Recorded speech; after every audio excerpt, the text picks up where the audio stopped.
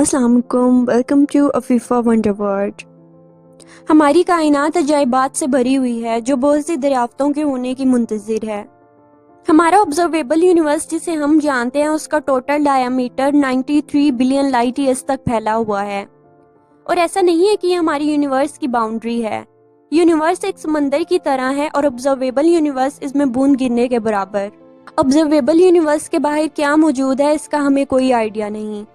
ہمارے observable universe میں 2 trillion galaxies موجود ہیں، اور یہ گلیکسیز وقت کے ساتھ پھیلتی جا رہی ہیں۔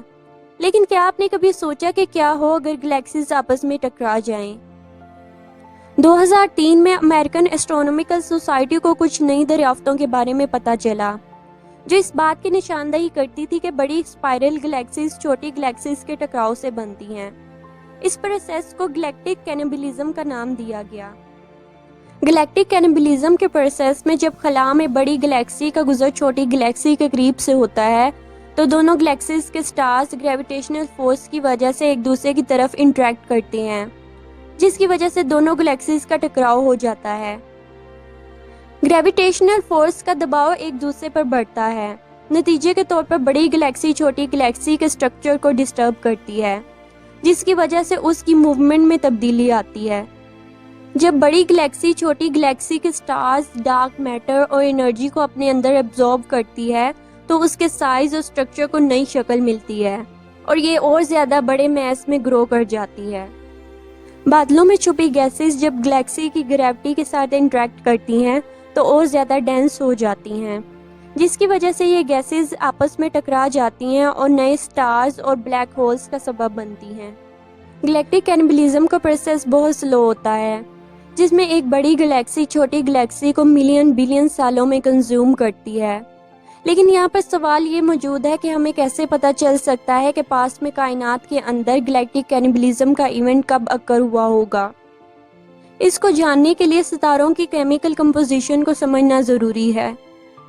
ابتدائی کائنات میں چھوٹی گلیکسیز میں ہائیڈروجن اور ہیلیم جیسے ایلیمنٹس بہت زیادہ پائے جاتے تھے، تو اولڈ سٹارز میں ہائیڈروجن اور ہیلیم کے علاوہ ہیوی میٹیلک ایلیمنٹس موجود نہیں ہوتے تھے، اس لیے ان کی میٹیلک صلاحیت بھی کم ہوتی تھی۔ نیو سٹارز میں ہائیڈروجن اور ہیلیم کے علاوہ ہیوی میٹیلک ایلیمنٹس کی مقدار زیادہ موجود ہوتی ہے، جس کی وجہ سے ان میں زیادہ انرجی اور میٹیلک صلاحیت پائی جاتی ہے۔ ہمیں کائنات میں گلیکٹک کینیبلزم کو آبزرو کرنے کے لیے زیادہ دور جانے کی ضرورت نہیں، بلکہ ہماری اپنی ملکی وے گلیکسی اس کی پرائم ایگزامپل ہے۔ ہماری ملکی وے ایک ڈسک اور ہالو ریجن پر مشتمل ہے۔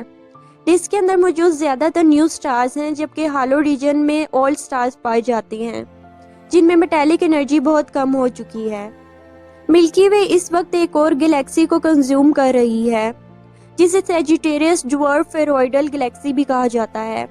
یہ گلیکسی ہمارے ملکی وے سے سائز میں بہت چھوٹی ہے، جو ہمارے سولر سسٹم سے 70,000 لائٹ ایئرز کے فاصلے پر موجود ہے۔ ہماری ملکی وے موسٹلی سیجیٹیریس سٹارز کو کنزیوم کر چکی ہے۔ ملکی وے نے 4 بلین ایئرز میں باقی نیبرنگ گلیکسیز کے اسمال اور لارج میگلینک کلاؤڈز کو بھی کنزیوم کیا ہے۔ اگر آپ کا خیال ہے کہ ملکی وے گلیکسی بہت بری ہے تو ہماری قریب ترین اینڈرومیڈا گلیکسی اس سے بھی بدتر ہے۔ اینڈرومیڈا گلیکسی نے 10 بلین ایئرز میں 2 چھوٹی گلیکسیز کو کنزیوم کیا ہے اور اس بار ملکی وے کو کنزیوم کرنے کے پروسیس میں موجود ہے۔ اینڈرومیڈا ہماری گلیکسی سے بڑی ہے اور یہ ہماری گلیکسی کو 4 سے 5 بلین لائٹ ایئرز میں مکمل کنزیوم کر چکی ہوگی اور نتیجے کے طور پر ایک نئی بڑی الیپٹیکل گلیکسی بنائے گی۔ گلیکٹک کینیبلزم کا پروسیس اس راز سے پردہ اٹھاتا ہے کہ گلیکسیز وقت کے ساتھ کیسے تبدیل ہوتی ہیں۔ یہ حیرت انگیز ایونٹس ہماری کائنات کی ہسٹری اور فیوچر کو سمجھنے میں ہیلپ کرتے ہیں۔ آئندہ آپ جب بھی رات کے آسمان میں موجود چمکتے ستاروں کو دیکھیں تو یاد رکھیں کہ ہر ایک کے پاس نئی گلیکسی کے بارے میں بتانے کے لیے کہانی موجود ہے۔